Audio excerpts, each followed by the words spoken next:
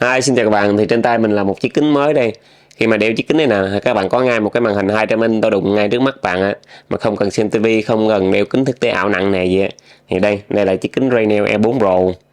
Thì chiếc kính AR đầu tiên trên thế giới được hỗ trợ công nghệ HDR10. Thì sau một thời gian mà trải nghiệm, mình đánh giá đây là chiếc kính xem phim đỉnh nhất mà mình từng trải nghiệm. Ok, để giờ mình vô việc xem nó đỉnh như thế nào nha, xem phim tốt như thế nào nha.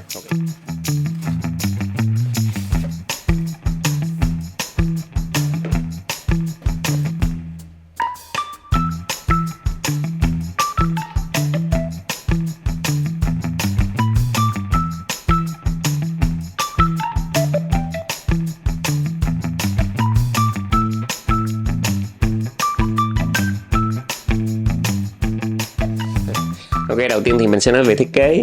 Thì khi mua chiếc kính nó như vậy nè, nó có chiếc hộp kèm theo. Thì bên trong chiếc hộp nó là chỉ cái dây Type-C thôi, cái dây mà để kết nối chiếc kính này nè với thiết bị của bạn, giống như cắm chiếc kính này vô chiếc kính xong rồi sau đó cắm vào điện thoại, thì cái màn hình điện thoại nó sẽ hiển thị trực tiếp lên mắt kính của mình. Lúc đó mình di chuyển, mình đi đâu mình cũng thấy được. Một mình cắm vào laptop nè để làm việc, cắm vào cái game console để chơi game đó. Thì chiếc kính này nó như vậy. Thì thiết kế nó nhìn sơ qua như vậy nè, nó sẽ to hơn, bự hơn những chiếc dòng kính thông minh nha. Đây là dòng kính để hiển thị, thì nó gọi là dạng wearable display. Thì khi mình đeo vô và kết nối với điện thoại á, thì nó giống như một cái màn hình hiển thị to trước mặt bạn này. Nó không có tính năng thông minh nha, chỉ dùng để xem phim, giải trí hoặc chơi game đây. Thì nhìn chung thiết kế này cũng khá đẹp, không có nặng. Có điều cái phần gọng kính và phần bảo vệ kính này nè, cái thiết kế là phần nhựa đen nhám nên sẽ dễ nhìn thấy chỗ bấm mồ hôi. Kính này nó kết hợp với cái hãng âm thanh Bang & Olufsen nên cho ra âm thanh rất tốt á, mình khá là ấn tượng. Thì cái tấm này là cái tấm che sáng. Khi các bạn đi ra ngoài trời nắng sáng, trời nắng trưa đồ á, các bạn muốn xem bộ phim mà rõ nét nhất á, thì mình gắn cái tấm che này vô, nó sẽ làm tối cái phần mắt, nhìn sẽ dịu hơn và cái hình ảnh nó hiển thị rõ hơn đó. Còn khi trong tối thì các bạn không cần thì tháo ra đây đó, tháo ra như vậy. Thì thật sự mà nói cơ bản là nó cũng có phần kính râm rồi. Khi mà các bạn đeo kính này xem ngoài sáng á, thì cũng nhìn rõ hình ảnh rồi.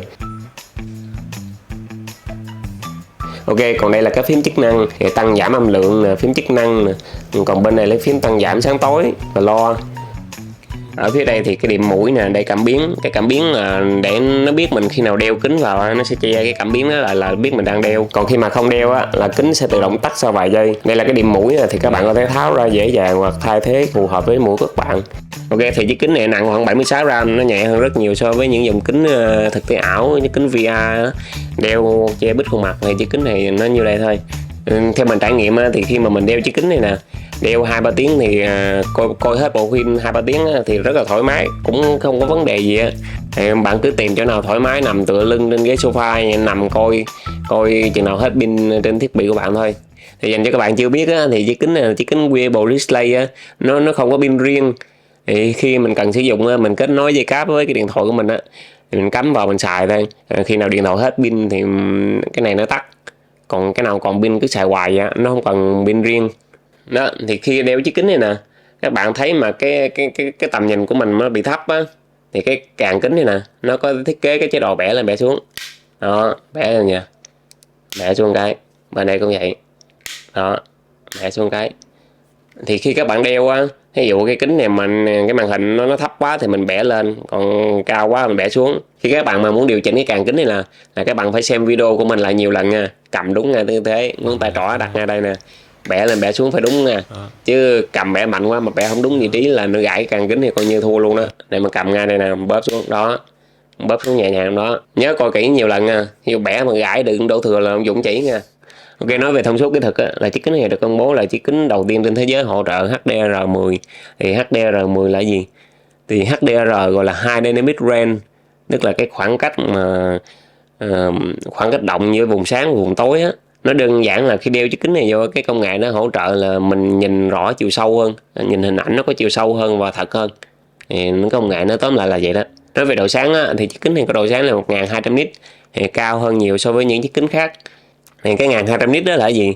Thì nó cũng giống như cái HDR10 vậy á, nó bổ trợ cho cái HDR10 là nó giúp nhìn rõ ngoài vùng sáng hơn khi các bạn đi ra ngoài trời nắng sáng á. Và như nãy mình nói, chiếc kính này là có màn hình 200 inch, màn hình 201 inch, và cái tần số quét của nó chạy từ 60 Hz đến 120 Hz, cao nhất là 120 Hz. Thì cái 120Hz đó là giúp mình chơi game rồi coi phim nó mượt hơn, nó không bị giật. Thì đó là mình nói sơ qua những cái thông số của chiếc kính này. Thì thông số là vậy thôi, còn trải nghiệm thật như thế nào thì theo mình đánh giá là mình trải nghiệm xem phim chơi game rất là tốt nữa. Nó cho màn hình rất là sắc nét và âm thanh nó nghe đã lắm, đặc biệt là trời sáng nó vẫn rõ, nó không giống như những chiếc kính cùng phân khúc khác. Xem phim ngoài trời sáng thì nó hơi mờ mờ, còn chiếc kính này xem phim ngoài trời sáng rõ lắm, tại vì nó hỗ trợ cái HDR10 đó. Ok, cái chiếc kính này nó còn cái tính năng là chuyển đổi hình ảnh 2D sang 3D nè. Ở đây nè, nó có hai cái nút nè. Đó, thì mình nhấn cùng lúc hai nút này cái là nó sẽ chuyển chế độ xem phim 2D sang 3D. Thì khi các bạn tải một cái bộ phim 3D á, như Avatar 3D lên cái điện thoại của mình thì nó sẽ chuyển sang chế độ xem phim 3D, xem rất là sướng, giống như xem phim trong rạp vậy. Còn nói về phần chuyển đổi hình ảnh từ 2D sang 3D á, nó sẽ tìm những cái hình ảnh trong thư viện của mình á, nó sẽ chuyển thành hình ảnh 3D. Nhưng mà cái hình ảnh 3D đó mình đánh giá là nó cũng làm chơi thôi, chứ cũng không ứng dụng nhiều mấy. Kiểu như cái ngày xưa có Facebook á, nó có cái vụ chuyển đổi hình ảnh từ 2D sang 3D á, là mình kéo ngang qua ngang lại, cái hình ảnh nó dài ra, cái nó nghiêng qua nghiêng lại thôi, chứ mình thấy nó không có ứng dụng gì á. Ok, để mình nói sơ lại về phần âm thanh của chiếc kính này nè. Thì cái chiếc kính này được trang bị với phần công nghệ âm thanh của Bang & Olufsen. Thì các bạn lên Google search Bang & Olufsen B&O á, thì sẽ biết cái công nghệ âm thanh nó tốt như thế nào. Vậy đó. Phần âm thanh bên trong này nè, nó cho cái âm thanh vòm nghe rất là ok, rất là to rõ. Thì phần bên trong cài đặt âm thanh của nó như thế này nè. Nó còn phần standard, whisper và surround. Surround là tạo âm thanh vòm á. Cái phần âm thanh standard nghe to hơn, nhưng mà nó không có hay bằng phần surround. Nói chung lại là kết hợp phần hình ảnh mà hỗ trợ HDR10 này á, với phần hỗ trợ âm thanh của Bang & Olufsen á, nó cho phần hình ảnh và âm thanh coi phim chơi game rất là đã. Các bạn mua về trải nghiệm thử này, cho chiếc kính này nè, nó xem rất là rõ nét hơn những chiếc kính khác rất nhiều. Ok, như nãy mình có nói á, đây là chiếc kính mà gọi là Reusable Display. Thì nó không có pin trên thân kính giống như những chiếc kính khác.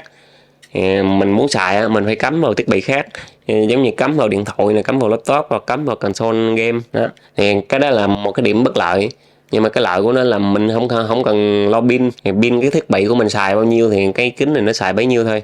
Và còn một điều nữa là khi đeo chiếc kính này nè, khi các bạn xem phim mà cỡ 2-3 tiếng rồi đó, thì cái phần máy này nè nó sẽ phà hơi nóng ra nhẹ, nóng ngay vị trí này nè. Nhưng mình cái đó nóng nó cũng không ảnh hưởng thì tới cái chất lượng xem phim của mình cả. Mình khi mình rờ tay vô đây nè, nó cảm giác nóng thôi, chứ cũng không gọi là nóng như lắm. Ok, và cái điểm tiếp theo mà mình cần lưu ý là chiếc kính này nó không có giống như Xreal, nó không có công nghệ 3DOF, là không công nghệ cố định màn hình trong không gian. Cái công nghệ đó là khi mà mình di chuyển mắt chỗ khác á, là cái màn hình nó vẫn cố định yên chỗ này nè, mắt mình đây mà màn hình nó nằm đây. Còn chiếc kính này nè, là khi mà mình di chuyển mắt qua đây thì cái màn hình nó sẽ di chuyển theo. Nên việc xem phim và giải trí chơi game rồi đó là mình thường tìm chỗ nào nó cố định để mình nằm mình chơi. Hoặc khi đi máy bay á, mình ngã đầu ra sao nè, mình coi phim hết bộ phim, máy bay nó tới nơi rồi. Bởi vậy khi các bạn đi đâu xa thì các bạn đem theo chiếc kính này nè. Khi đi máy bay, xe lửa, xe buýt rồi đeo chiếc kính này lên, cắm vào điện thoại xem phim chơi game rất là thoải mái, rất là riêng tư mà không ai biết á. Cũng không ai để ý tới mình, nhìn nó giống như chiếc kính râm bình thường nữa, thấy không? Đó. Ok, cuối cùng nói về giá thì chiếc kính này đang được công bố trên website của họ là giá 299 đô. Nhưng mà xách tay về Việt Nam thì thuế phí nè, tất cả các thứ là giá nó sẽ cao hơn một xíu, tầm 8 triệu mấy đó. Thì nếu so với các dòng kính Xreal mà để chất lượng hình ảnh rõ nét như vậy nè, thì giá chiếc kính này rẻ hơn rất nhiều. Đó, mà nó hỗ trợ công nghệ HDR10, nó coi phim rất là rõ nét ha. Ok, trên đây là toàn bộ những chia sẻ, những đánh giá, những cảm nhận của mình về chiếc kính này mình chia sẻ lên với các bạn. Nếu các bạn là những người thích di chuyển, thích xem phim và thích chơi game thì các bạn có thể bỏ tiền ra để mua chiếc kính này về trải nghiệm rất là tốt nha, cho chất lượng hình ảnh, âm thanh rất là ok. Đó, thì qua đây mình cũng cảm ơn shop Đức Nhã đã gửi cho mình chiếc kính này để test và review. Thì phần thông tin liên hệ của shop mình sẽ để dưới phần mô tả cho các bạn tìm hiểu nha. Ok, thì trên đây là toàn bộ những review về chiếc kính này. Thì nếu các bạn thích video này cho mình xin một like, một share và nhớ nhấn nút đăng ký để theo dõi những video mới nhất của mình nha.